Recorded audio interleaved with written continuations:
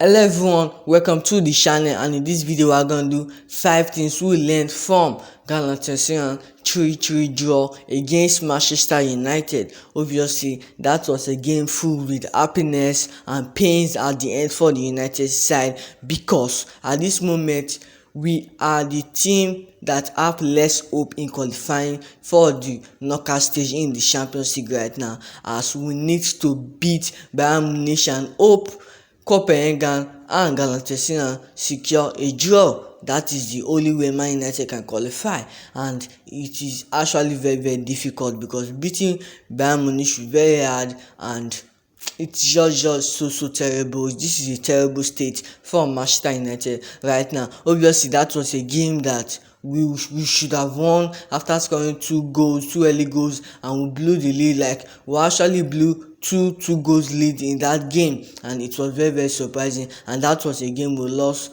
by individual mistake and Onana blunders here and there that cost Manchester United that 3 points against Galatasaray. So number one thing we learned was Onana cost us the game. Absolutely yes.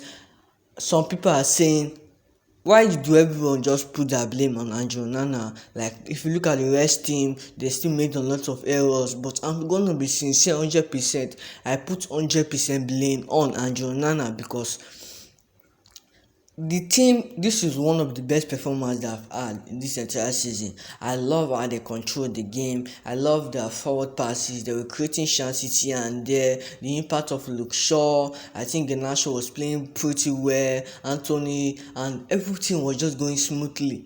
Then Onana don't messed everything off after conceding 2 consecutive free kicks against Galatasaray. Like, how would you allow Ziyech to score you 2 free kicks in a single game? Like, what is wrong with his gloves? I don't just know. He absolutely needs to take responsibility. He has lost a lot of games this season as well. Like, we lost against Bayern Munich 4-3. We lost against Copenhagen 4-3. Galatasaray 3-0. Like, we have just been losing game, and we have scoring most goals in the Champions League already, but we are still losing all the games. It is very terrible at this moment. But I feel Onana is the one we should blame. Forget the part that other teammates make some little errors. Onana absolutely cost us the game, and he needs to take responsibility for everything, goes to the dressing room, apologize to the entire squad, because he was the one that let us down against Galatasaray. And number 2 thing we learned was Garnacho is the only positive player on the pitch. After scoring one of the greatest Premier League goal, and maybe one of the greatest goal of all time, Alejandro Garnacho still stepped up and scored against Galatasaray, and he scored the first opening goal, and that was an awesome goal. That was brilliant. The game was moving, like, not just about the goal. If you look at his performance overall, Alejandro Garnacho was performing fantastically well, and I feel he's on fire right now, and not getting Marcus Rashford is not too affecting the team. Like, I'm very sincere. Marcus Rashford missed the game, but that doesn't change anything. If Marcus Rashford was in the game as well, maybe he might give us a goal, but that doesn't change anything because Garnacho stepped up. Garnacho still performed well, and I love his game. I'm just very happy that Manchester United quarantine, like, our academy players are doing fantastic well, and we absolutely have a gem in our hand. We need to keep hold of Garnacho. He's a absolutely great talent, and Garnacho scoring that in a very tense game. The game was tough, and even shooting the fans, it was just an awesome moment for the 19-year-old player. So let me know your thoughts on the comment section about Garnacho. Like, Garnacho actually was the only positive player on the pitch. Like, the Galatasaray fans were just they were welcoming us to air, but Garnacho still stepped up and scored that goal, even with all the pressure. And the number 3 thing we learned was Kobe Manu, 32 minutes, brilliant. So Kobe Mino just came on the pitch in just 32 minutes, but what he did on the pitch was almost more than all the players. Just look at his game by numbers. Like Kobe Mino have 100% pass accuracy, 16 touches, 2/2 ground yards won, 2 clearance, 1/1 dribbles completed, one tackle completed. Like it just showed calmness. Like Kobe Mino, I'm gonna say it, like Kobe Mino is absolutely playing like Pogba. That is just the reality. He's playing like Pogba. But in this game against Galatasaray, he just came in just 32 minutes replacing Amrabat, and I was like, Amrabat shouldn't be replaced. It is high time we discover that. I think every time they're trying to build Kobe Mino more as a DM. I think he's trying to build Kobe Mino more as a DM than a CM. But really, Kobe Mino, I feel much better as a central midfielder than a DM. Yes, he can make tackles. Yes, he's falling deep and he's working well with the back four. But he absolutely don't have that physique. He absolutely don't have too much experience. Yes, he's playing like an experienced player, but playing a DM is one of the most toughest and the hardest position to play in the entire pitch.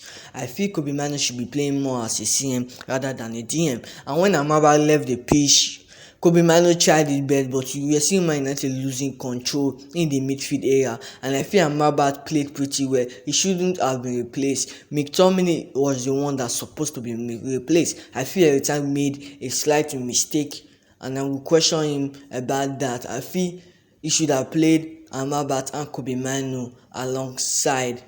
I will play Kobe Mino alongside Amrabat and Bruno Fernandes up front. So I feel McTominay should have been the one leaving the pitch. So Kobe Mino did pretty well after a great performance against Everton, and the great performance, just a 32-minute brilliance. It was just fantastic, and I absolutely believe that with Kobe Mino, Casemiro, and Bruno Fernandes, we will have much midfield balance moving forward, and I believe 3 of them will be brilliant. But in this game, Kobe Mino did pretty well with all the pressure, so he needs to be starting.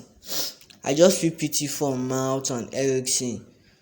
Kobe Mino is just trying to come in and take his spot at Man United. And the number 14 again was Antony stepped up.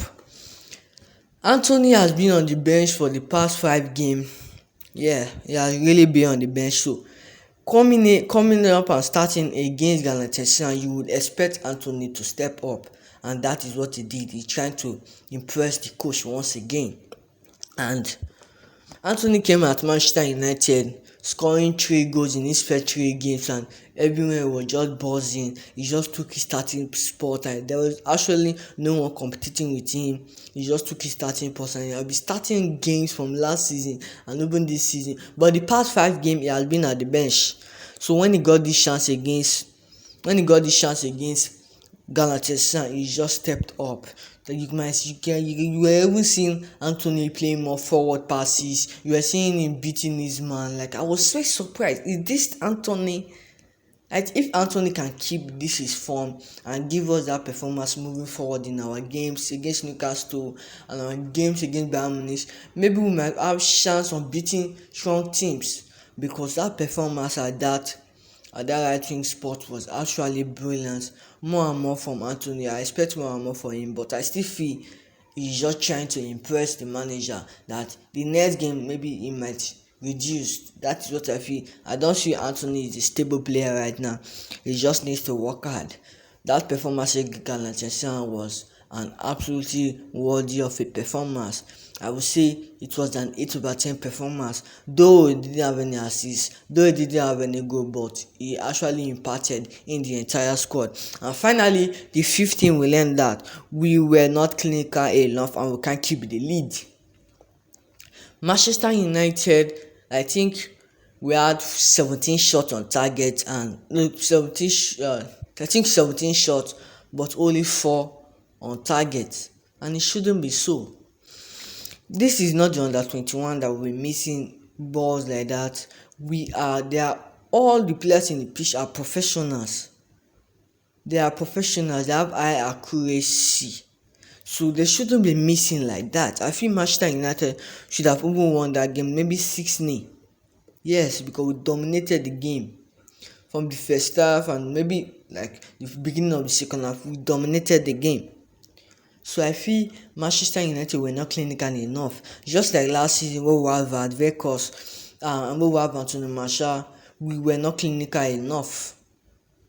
And this season we have a striker, we still have Marshall as a backup who is great in finishing. We were not still clinical enough, and I will just ask myself like why? Like absolutely why? I think finishing is just a problem Man United needs to solve in the team right now. Finishing, the ability to finish is just a problem we need to solve. And I think we can't keep the lead. I've said this in my previous video, I'm still gonna say it again. Keeping the lead is Manchester United proven this season. One of the problems this season. Like when you score a goal, you will just slow the game for 15 minutes because the other team will put you in pressure and they will try to equalize, but Man United said no. I think they tried to do that this game, but Onana said no. Let me just be sincere and point at Onana at he actually said no, and I feel he shouldn't have let that free kick in. So Man United can't keep the lead. We were 2-2 up, we were 2-1 up, we were 3-1 up, we were even 3-2 up before 3-3. Like we actually have time to have win that game. But it is just so embarrassed that Manchester United didn't win the game. I think Bruno Fernandes still makes some mistakes by causing fouls that was leading to that free kick goals. And McTominay, I feel McTominay had an average game. I expected more from McTominay because I think the goals McTominay have scored, his goal scoring record is actually matching his poor performance. Yes.